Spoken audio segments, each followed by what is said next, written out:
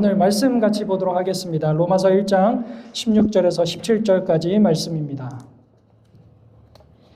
로마서 1장 16절에서 17절까지 말씀 두 절이니까요. 저희 힘을 내어서 같이 읽어보면 좋겠습니다. 같이 읽겠습니다. 내가 복음을 부끄러워하지 아니하노니 이 복음은 모든 믿는 자에게 구원을 주시는 하나님의 능력이 됨이라. 먼저는 유대인에게요 그리고 헬라인에게로다. 복음에는 하나님의 의가 나타나서 믿음에 이르게 하나니 기록된 바 오직 의인은 믿음으로 말미암아 살리라 한가 같으니라.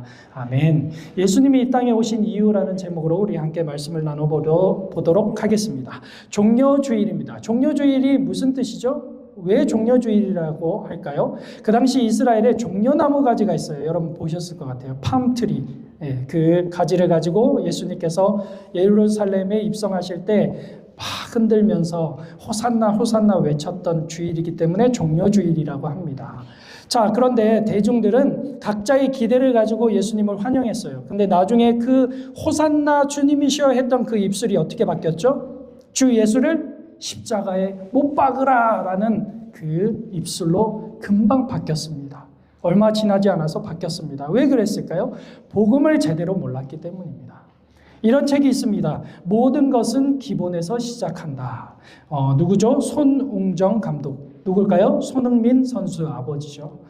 기본기는 1, 2년 해서 되는 게 아니다. 많은 사람들이 6개월, 1년 정도 훈련하고 기본기는 됐다고 생각하면서 바로 경기로 들어간다. 결과만 중시하는 지도자와 부모들을 보면서 안타까워하는 내용이 여기 들어있습니다. 손흥민 선수조차도 몇 년의 기본기를 위해서 투자했을까요? 몇 년을 투자했을 것 같아요? 여러분 테니스나 수영을 배우면 기본기가 얼마나 있어야 되죠?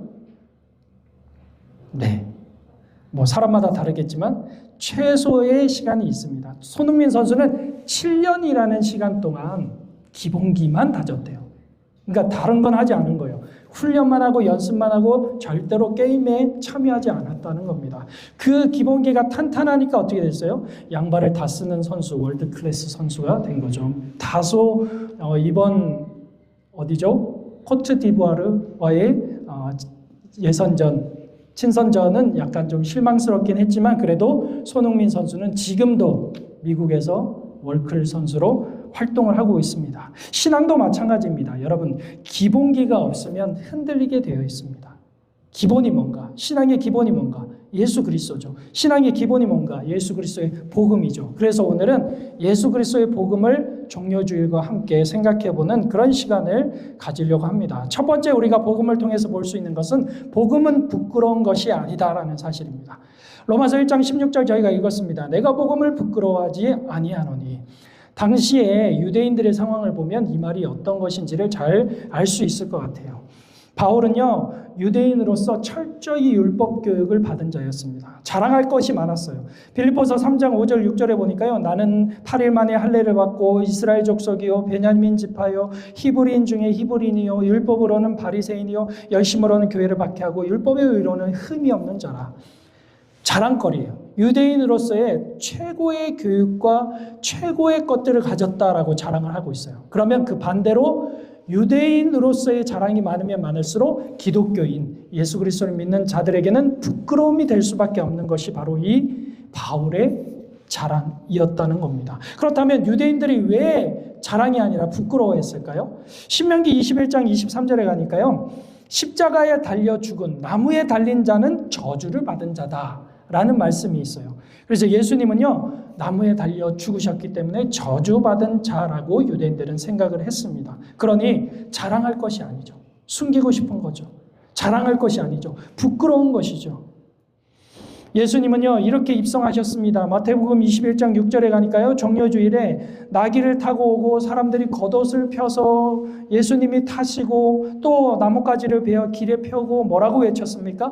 호산나 다윗의 자손이여 찬송하리로다. 주의 이름으로 오시는 이여 가장 높은 곳에서 호산나. 높일 수 있는 가장 최고의 영광을 돌렸다는 겁니다.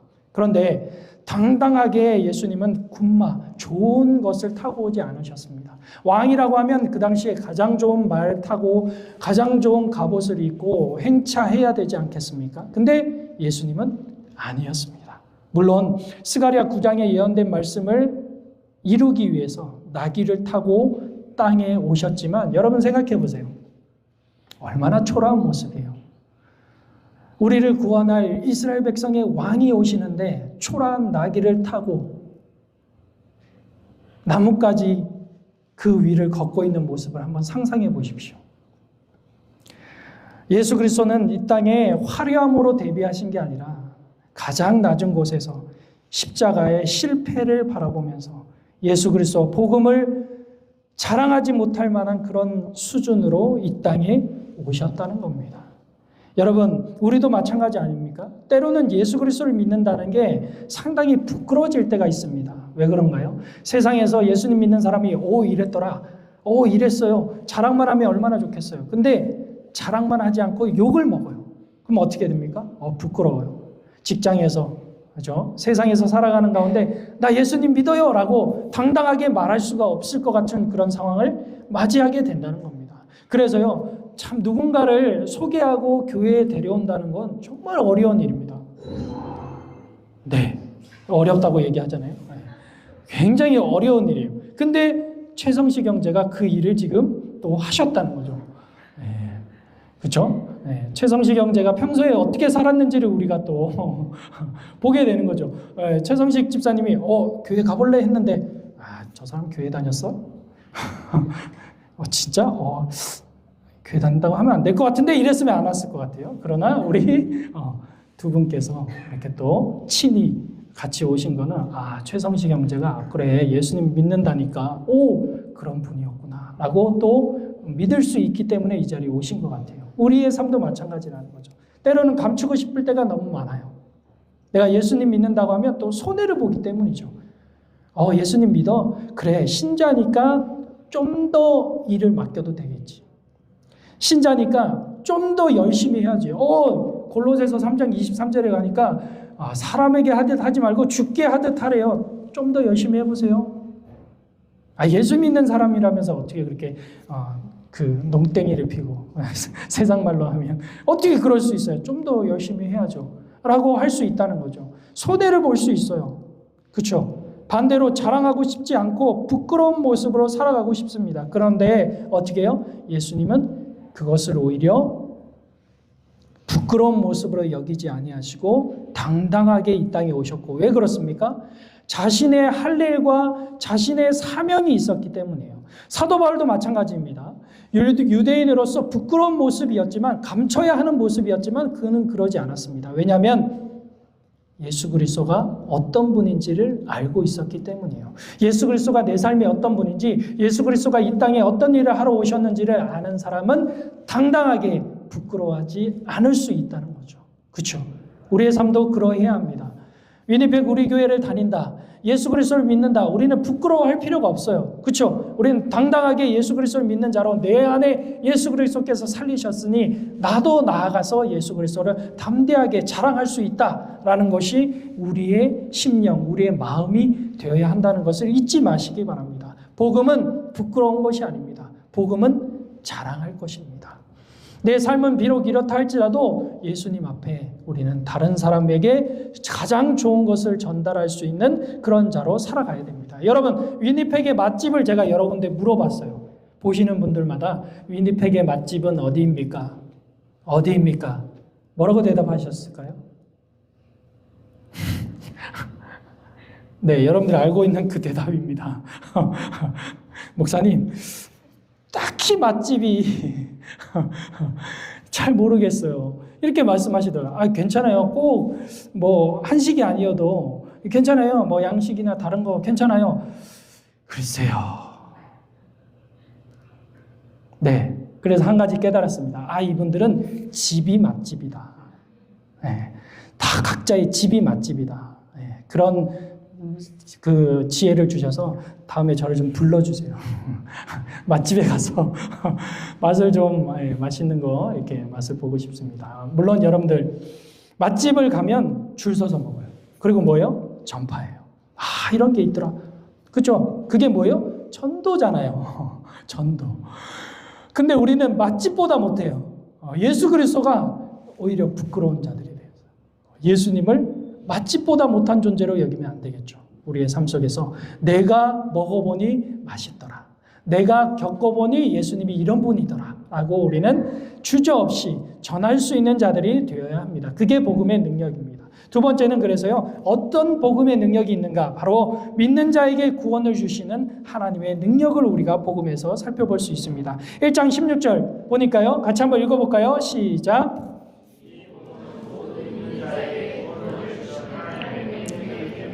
네, 왜 바울이 부끄러워하지 않았다라고 했죠? 실제적인 능력이 복음 안에 있기 때문이에요. 복음은 부끄러운 이야기가 아니라 복음은 살리는 이야기입니다. 복음은 죽이는 이야기가 아니라 다른 사람을 살려요. 나도 살리고 다른 사람도 살립니다. 인생을 살리고 죄를 해결하고 하나님 앞으로 이끄는 능력이 있습니다. 그러니 부끄러운 것이 아니죠. 가장 소중한 것이죠. 가장 좋은 것이죠. 그렇죠? 분명히 부모나 누구나 좋은 것을 물려주기를 원합니다. 그래서 유산을 물려주는 것이죠. 우리도요, 가장 좋은 것인 예수 그리스도를 물려주고 전할 수 있다면 그 인생 다른 것보다 가장 값진 인생이 될 수 있습니다. 이 사실은요, 역사 속에서도 드러났습니다. 여러분 마틴 루터 잘 아시죠? 종교개혁자죠. 중세의 암흑 같은 시기에 이 로마서 1장 17절 오직 의인은 믿음으로 말미암아 살리라 라는 말씀을 깨우쳤어요. 당시 교회, 당시 성당은요, 라틴어로 예배를 드렸습니다. 제가 라틴어로 막 설교를 하는 거죠. 그럼 여러분들이 알아들을 수 있을까요? 못 알아듣죠. 똑같아요. 그 당시 백성들은 라틴어를 모릅니다. 그런데 라틴어로 설교를 하니까 못 알아듣죠. 특권 의식이 있었기 때문이죠. 사제라는 특권 의식, 다른 사람과 다르다는 것. 그리고 교황 레오 10세는요, 100년 동안이나 베드로 성당을 지었는데 못 완공했어요. 그래서 1506년부터 뭘 팔았냐 하면 여러분들이 알고 있는 면죄부를 팔았습니다. 공사비를 충당하기 위해서 팔았어요. 면죄부를 팔면 지방 감독이 수익의 반을 가지고요, 팔았던 사람이 실적에 따라서 가지고요, 나머지를 교황청에 보내도록 했습니다. 그러니 팔면 파는 만큼 이익이니까 엄청나게 많이 팔았겠죠.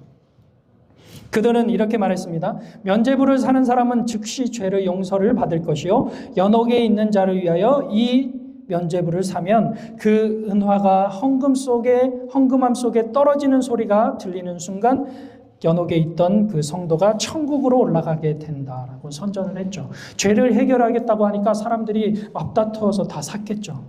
그러나 교회는 계속해서 부패의 길을 걸어가고 있었습니다. 교회는 종교를 이용하여 권력을 취하고 많은 부를 누렸지만 복음의 능력은 상실된 시대였죠. 중세 천년을 암흑기라고 부르는 이유가 바로 여기에 있습니다.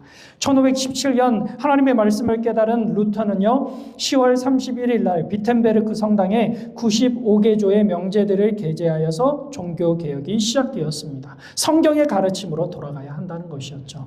당시 루터는요, 반박하기 위해서, 뭔가 종교개혁을 일으키기 위해서 이 게재문을 게시한 게 아니었어요. 단지 이게 잘못됐다라는 것을 알려주기 위해서 게재를 했는데 이게 어떻게 됐어요? 논란이 됐죠. 엄청 크게 논란이 됐어요. 왜 그러냐면 구텐베르그 잘 알죠? 그때 인쇄술이 발달을 하면서 이게 유럽 전역을 퍼지고 또 독일어로 번역이 되어서 다른 사람들이 많이 읽게 되어서 루터는 그럴 의지가 없었는데 하나님께서 종교개혁이라는 것으로 크게 이렇게 바람을 불게 하셨다는 거죠. 그러므로 성경으로 다시 돌아가서 하나님의 말씀으로 다시 돌아가서 믿음으로 다시 돌아가서 잘못된 교회들이 회개하고 복음으로 다시 돌이켜야 한다라는 것이 이 루터의 종교개혁이었고, 그로 말미암아 어떻게 해요? 교회들이 살아난 것이죠. 그로 말미암아 어떻게 됐어요? 역사적으로 교회나 성도들이 하나님의 말씀 안에서 다시 복음의 능력을 경험하게 된 거죠. 여러분, 명품은요, 가짜들이 수두룩하게 많습니다. 그렇죠? 명품은 가짜가 많아요. 왜 그런가요? 가지고 싶은데 너무 비싸니까 가짜가 많죠. 진짜일수록 가짜가 더 많아요. 교회도요, 진짜 교회도 많지만 가짜 교회도 많습니다. 여러분, 한국에 자칭 예수라고 하는 사람이 몇 명이나 있는지 아세요? 나는 예수다라고 말하고 있는 사람이 몇 명이나 있는지 아세요? 몇 명이 있을 것 같아요? 좀 여러분이 졸려하시니까 물어보는 겁니다. 몇 명이나 있을 것 같아요? 나 예수다 하는 사람 한국에 몇 명 있을 것 같아요? 10명이요? 20명이요? 30명이요? 40명이요? 50명이 넘습니다. 와, 아니 아직도 그런 시대예요? 예수다라는 사이비가 50명이 넘게 있대요. 여러분 이단들이 얼마나 많은지 아십니까? 야, 브랜드 짝퉁 적발 금액 수미가 있다고 합니다. 이만큼 명품들이 가지고 싶은데 못 가지니까 많이 짝퉁들이 많다고 해요. 롤렉스, 그죠? 루이비통, 샤넬 등등 가짜가 많아요. 왜 이렇게 가짜를 만들어요? 진짜를 못 가지니까. 근데 가짜만 가지고 있잖아요. 그럼 진짜가 어떤 게 뭔지 몰라요. 진짜와 가짜 여성분들이 판별할 수 있는 사진이 있습니다. 다음 사진 볼까요? 네, 인터넷에 이런 게 있더라고요. 진짜면 어떻게 해요? 비가 오면 요 속에 감추고 가는 거죠. 가짜는 오히려 그걸로 이렇게 우산으로 쓰는 그런 가짜. 여러분, 진짜에는 가짜가 많습니다. 왜 그렇게 해야 됩니까? 가짜를 통해서 진짜를 혼돈시키기 위해서요. 초대교회도 다른 복음이 그렇게 많았잖아요. 바울이 그렇게 경고하고 있잖아요. 그렇죠? 진짜 복음을 따라라라고 그렇게 경고하고 있습니다. 사람도 마찬가지예요. 가짜인 사람들은요, 이렇게 사람들을 이끌어 가려고 계속 가스라이팅 합니다. 여러분, 가스라이팅이 뭔지 알죠? 네. 그래서 가스라이팅 언어가 있어요. 아직, 연애하고 있는 분들은 왼쪽에 한번 보시면 좋을 것 같아요. 다 너 잘 되라고 하는 말이잖아. 나 아니면 누가 너를 만나니? 너를 너무 예민하게 받아들이지 마. 언제 그런 말 했어? 너에 대해 안 좋은 얘기가 많아. 내가 잘못해서 그래. 조금만 더 노력하지 그랬어? 나한테 이 정도도 못해줘? 바쁘니까 연락을 못한 건데 왜 화를 내? 이게 가스라이팅 언어입니다. 그래서 이런 남자나 여자는 만나시지 마시고요. 자, 회사에서도 많이 들어봐요. 내가 이런 것까지 가르쳐줘야 해? 이건 돈 주고도 못 배우는 일이야. 쉽게 일하는 편이다. 너 1, 2년만 더 하면 편해진다. 여기서 오래 일하려면 조심해야지. 이 정도면 뭐뭐시 직무에서 잘 꽤 받는 거야. 그동안 일한 적이 있는데 이것도 못 해줘? 원래 다 힘들게 돈 벌어. 지금 취업이 얼마나 힘든 줄 알아? 다시 생각해봐. 가스라이팅 언어입니다. 우리가 많이 듣고 있죠, 주변에서. 네, 이런 사람들, 이런 회사는 피하시는 게 상책입니다. 가족처럼 일하는 데가 제일 무서운 거 아시죠? 네, 가족처럼 일한다고 하지 마세요. 그냥 남처럼 일한다고 하세요. 그게 더 좋아요. 네. 여러분, 가짜는요, 자꾸 사람을 유혹하고 미혹하고 다른 곳에 빠지게 만들어야 됩니다. 그래야 나를 따라오니까요. 복음이 아니라 나를 따라오니까요. 나를 따라오고 나의 제자 만들면 쉽습니다. 내 말 잘 들으면 이렇게 될 거야. 얼마나 쉽습니까? 그러나 뭐요? 우리는 누구 말을 잘 들어야 돼요? 예수님 말을 잘 들어야죠. 하나님 말을 잘 들어야죠. 담임 목사 말을 잘 들으면 복 받는 게 아니라 예수님 말을 잘 들어야 복 받는 거잖아요. 뭐 복이 그렇죠. 또 세상의 기준과는 다르지만 제 말 잘 안 들어도 돼요. 그렇다고 너무 안 듣지 마시고 제 말이 틀렸으면 안 들어도 돼요. 그렇죠. 하나님의 말씀이 더 우선되는 거잖아요. 하나님의 말씀을 더 잘 듣고 복음의 능력을 경험할 수 있는 우리. 사람은 가짜가 많지만 하나님은 진짜세요. 그렇죠? 모든 믿는 자에게 차별 없이 구원을 주시는 하나님의 능력이 됩니다. 여러분, 하나님이 왜 인간을 구원하셔야 되죠? 인간을 왜 만드셨어요? 선악과를 왜 만들었어요? 에덴 동산 왜 만든 거예요? 지구를 왜 만드셨어요? 끊임없이 질문이 펼쳐질 수 있죠. 그러나 뭡니까? 여러분, 강아지 왜 키워요? 고양이 왜 키워요? 키우시는 분들 왜 키우죠? 조심해. 고양이하고 개를 왜 키워요? 안 키우셔서 잘 모르시죠. 고양이, 개를 왜 키우죠? 너무 어려운 질문 드렸죠? 그죠? 불쌍해서.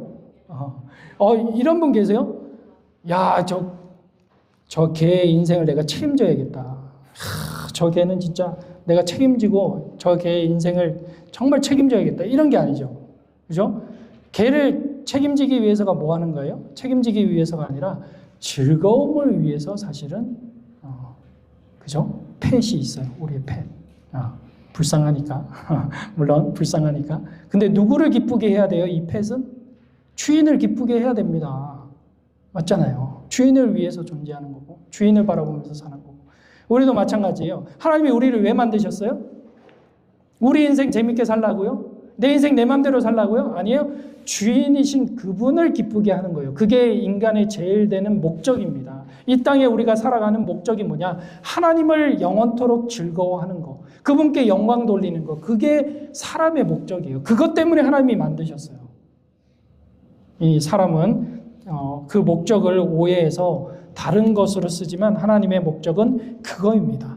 하나님이 우리를 왜 만드셨어요? 왜 사랑하셨어요? 왜 구원하셨어요? 하나님의 사랑 때문에 우리는 이 자리에 있을 수 있는 거예요. 하나님이 우리를 사랑하시기 때문에 우리를 불쌍히 여기셔서 이 자리에 나올 수 있는 겁니다. 마치 우리가 그 애완견들을 불쌍히 여기면서 함께 즐거워하며 기뻐하며 살아가는 것처럼요.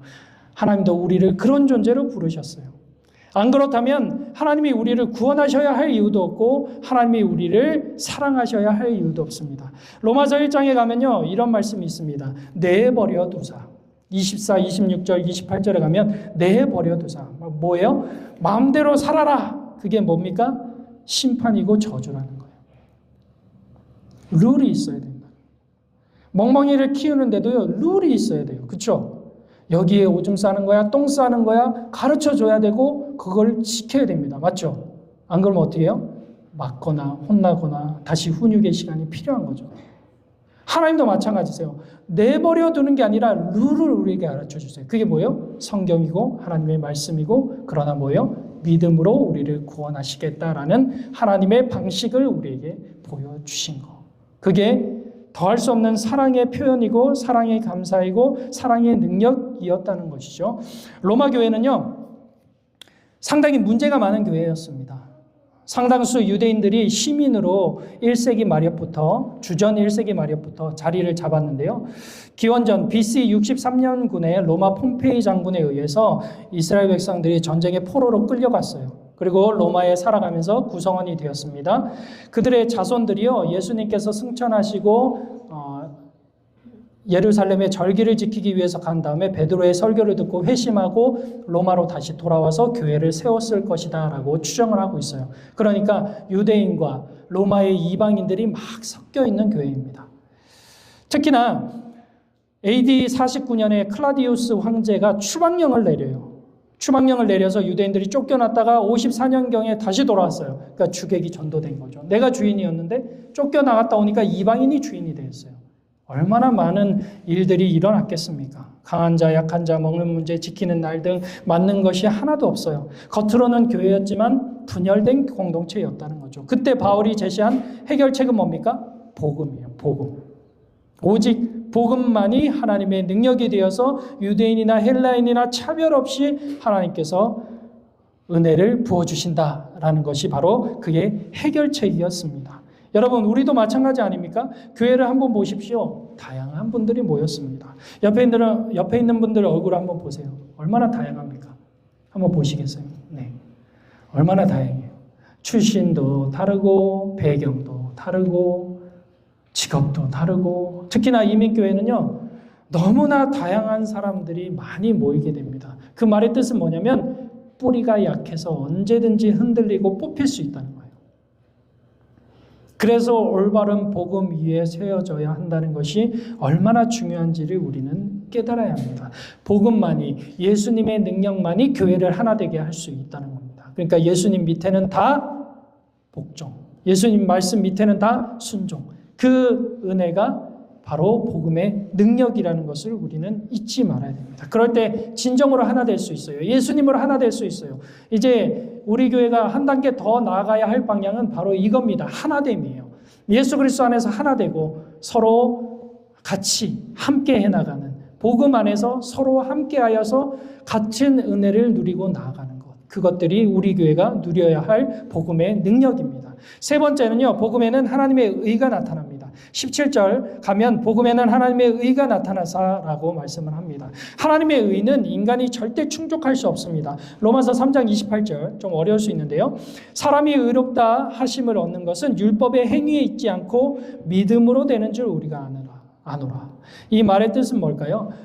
율법의 행위로 말미암아 의롭다 하심을 못 얻어요. 의롭다 하심을 얻는다는 건 뭐예요? 하나님의 마음에 100% 완벽하게 흡족하게 만족시켰다라는 건데요. 그 만족이 일어나야 구원이 있습니다.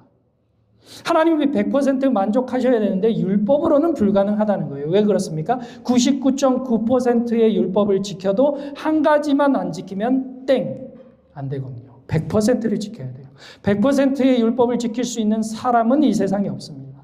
그러니 하나님의 의를 만족시킬 수 없고 뭐로만 평가하겠다고요? 바로 믿음으로만 평가하겠대요. 고린도후서 5장 21절에 가면 이런 말씀이 있습니다. 하나님이 죄를 알지도 못하신 이를 우리를 대신하여 죄를 삼으신 것은 우리로 하여금 그 안에서 하나님의 의가 되게 하려 하십니다. 예수 그리스도를 통해서 하나님의 의로 우리를 삼으시겠다는 거예요. 그러니까 우리를 하나님의 의로 덧입혀 주셔서 우리는 더 이상 죄인이 아니라 의인으로 보시겠다. 예수 그리스도 때문에 의인으로 여겨주시겠다라는 것이죠. 사람은 늘 자격을 탓합니다. 그렇죠? 자격이 있는가? 구원받을 만한 자격이 있는가? 뭔가를 할 만한 자격이 있는가? 자격을 바라봅니다. 근데 하나님은 자격이나 조건을 보지 않는다는 겁니다. 2025년 이상적인 배우자의 모습이 있다고 합니다. 여러분 한번 보세요. 결혼 안 하신 분들, 이상적인 남편, 이상적인 아내, 키, 소득, 자산, 연령 차이, 학력, 직업, 중요 순위 등등이 있습니다. 여러분, 제가 만약에 지금이라면 결혼을 못했을 것 같아요. 전혀 못했을 것 같아요. 그래서 감사하게 결혼을 할 수 있게 되었는데요. 여러분, 조건이 맞아야 결혼을 할 수 있어요. 그렇죠? 요즘은요. 그리고 세상 사람들은 많은 조건을 따집니다. 많은 조건을 붙여서 이래야만 뭔가를 할 수 있다고 만들어가요. 결혼도 조건, 좋은 대학도 조건, 좋은 직장도 조건, 다 조건 자격이 필요하죠. 소크라테스가 결혼에 대해서 이런 명언을 했다고 합니다. 여러분 한번 보십시오. 반드시 결혼해라. 좋은 아내를 얻으면 행복할 것이다. 악처를 얻으면 철학자가 될 것이다. 소크라테스 결혼했겠죠? 왜 철학자가 됐겠죠? 이렇게 그 이유를 자기의 소명을 밝히고 있는 것 같아요. 여러분. 끊임없이 세상은 자격 있냐고 묻습니다. 구원받을 자격 있어요? 우리는 사단의 정죄를 받습니다. 구원받을 자격이 있는가? 구원받을 만한 이유가 있는가? 아니죠. 예수님은 뭐라고 물으세요? 나를 믿느냐만 보시는 거예요. 자격이 문제가 아니에요. 훈련을 받았냐, 세례를 받았냐. 사실은 이런 모든 것들이 다 하나님 안에서는 자격 요건이 되지 않습니다. 그럼 왜 해야 돼요? 구원받았기 때문에 감사해서 하는 거예요. 결혼했기 때문에 감사해서 하는 거예요. 결혼하기 위해서 하는 게 아니라, 그렇죠? 결혼하기 위해서 세례 받는 분도 봤어요. 그렇죠? 세례도 받고 교회 나가겠다고 철석같이 약속을 하지만 결혼하고 나면 안 나오시죠. 왜요? 잡아놓은 물고기에게 밥을 줄 수 없다. 그런 논리에 의해서 바뀌는 거죠. 하나님은 바뀌지 않으세요. 믿음만 조건으로 말씀하세요. 믿으면 구원하겠다. 고린도전서 15장 10절에도 분명하게 사도 바울은 그것을 잘 알고 있음을 바라보고 있습니다. 은혜로 받았다. 바울조차도 자신이 은혜로 사도가 되어서 복음을 전파하고 예수 그리스도를 전파하고 하나님의 은혜로만 살아가고 있다. 나는 자격이 없다라고 말하고 있는 것이죠. 바울만큼 못하는 우리는 당연히 자격이 없죠. 그러나 뭐예요? 자격 없는 우리를 부르셔서 하나님의 사랑으로 덧입혀 주시고 하나님의 은혜로 우리를 이끌어 가신다는 사실을 잊지 마시기 바랍니다. 17절 우리가 한 번 더 계속해서 마지막으로 살펴보면요. 하나님의 의가 나타나서 어떻게 해요? 믿음으로 믿음에 이르게 한다. 기록된 바 오직 의는 믿음으로 말미암아 살리라는가 같다. 구원의 시작도 믿음이고 구원의 과정도 믿음이고 구원의 완성도 믿음이라는 겁니다. 구원받기 위해서 뭔가를 하고 더 잘 살아야 되는 게 아니라 구원받았기 때문에 우리는 하나님을 위해서 더 잘 살아야 되는 것. 그것이 바로 우리에게 주어진 구원받은 하나님의 백성으로 살아가야 하는 것입니다. 그러니 진짜는 변하게 되어 있어요. 가짜는 변화가 없습니다. 가짜는 힘을 잃게 되어 있습니다. 언젠가는 그들은 쭉정이처럼 뽑아져서 불에 태워지게 될 것입니다. 진짜는 변해요. 우리의 심령에 하나님의 말씀이 빛이 비치면 어둠이 사라지고 죄를 멀리하고 예수 그리스도를 따르고 싶은 마음이 생기는 변화가 있어야 된다는 겁니다. 어제보다 오늘보다 내일이 한 걸음 더 하나님께로 가까이 나아가야 되는 거죠. 사랑한다고 말하면서 내 마음대로 하는 사람은 사랑하는 게 아닙니다. 사랑한다고 착각하고 있는 거죠. 남편한테 아내한테 사랑한다고 늘 말해요. 그러나 행동이 안 바뀌어요. 말만 해요. 그 사람은 진정한 변화를 겪고 있다고 말할 수가 없습니다. 하나님께도 마찬가지입니다. 우리는 늘 회개하고 하나님 앞에 나와요. 하나님 죄송합니다. 이렇게 살게요. 근데 그렇게 안 살아요. 말뿐이에요. 그 사람은 진정한 변화가 없는 거예요. 다시 한번 복음을 가진 사람, 진짜를 가진 사람은 변하게 되어 있어요. 변할 수밖에 없어요. 변화되어야 해요. 우리의 심령을요, 다시 한번 하나님 아버지 앞에 내어놓고 복음에 부끄러워하지 않는 하나님의 구원하는 능력이고 하나님의 의가 나타나는 그 복음의 능력을 가지고 하루하루의 삶을 하나님 앞에서 변화시키며 살아갈 수 있는 우리가 되어야 됩니다. 여러분, 변화는요, 마음에서부터 바뀌는 거예요. 마음에서부터. 내가 왜 여기에 있는지, 왜 내가 예배를 드려야 하는지, 내가 왜 교회를 다녀야 하는지, 내가 왜 예수님을 믿어야 하는지 마음의 변화부터 있고 그 다음부터 행동이 하나하나 바뀌어져서 은혜를 누리고 은혜에 감격하며 살아갈 수 있는 그런 우리 교회 성도님들 되시기를 예수 그리스도의 이름으로 간절히 축복합니다. 아멘. 우리 이 시간 찬양하면서 나아가기를 소망합니다. 예수님께서 이 땅에 오셨습니다. 뭐 때문에 오셨나요? 하나님의 귀한 자녀 삼으시려고, 우리를 하나님의 귀한 자녀 삼고 우리의 죄를 용서하기 위해서 이 땅에 오셨습니다. 우리가 할 수 있는 것은 무엇입니까? 오직 그 하나님을, 그 예수 그리스도를 잘 믿는 것입니다. 그러하기에 다시 한번 예수 그리스도의 복음의 능력을 우리가 묵상하면서요, 이 찬양을 하나님께 함께 드리면 좋겠습니다.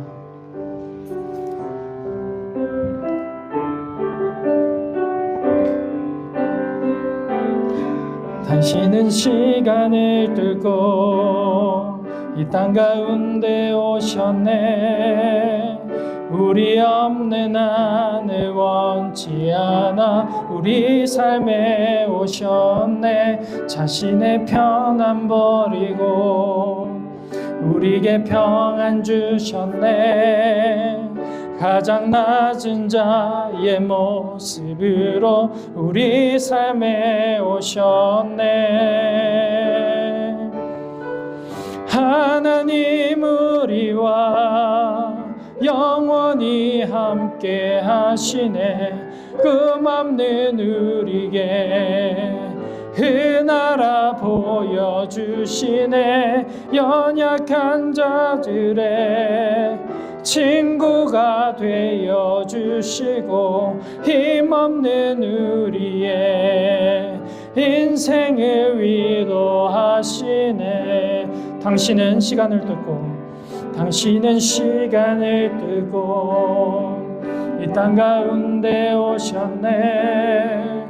우리 없는 하늘 원치 않아 우리 삶에 오셨네. 자신의 편안 버리고 우리에게 평안 주셨네. 가장 낮은 자의 모습으로 우리 삶에 오셨네. 하나님 우리와 영원히 함께 하시네. 흠없는 우리에게 그 나라 보여주시네. 연약한 자들의 친구가 되어주시고 힘없는 우리의 인생을 위로하시네. 예수 이곳에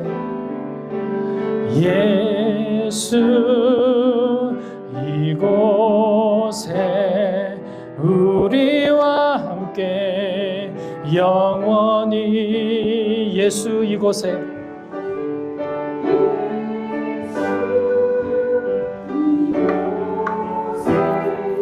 우리와 함께 다 같이 일어나서 찬양할까요? 하나님 우리와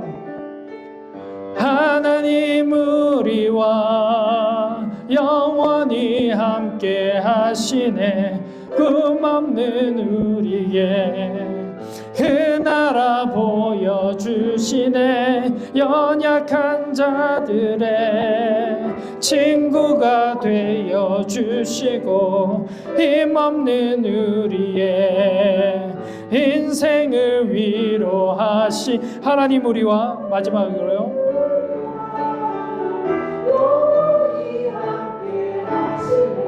금없는 우리에게 그 나라 보여주시네.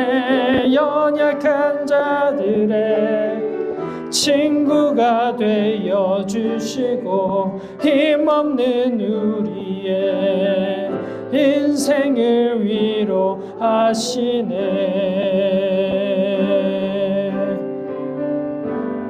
하나님 아버지, 종려주일에 저희를 주님의 전으로 부르시고 말씀의 은혜를 주심에 감사드립니다.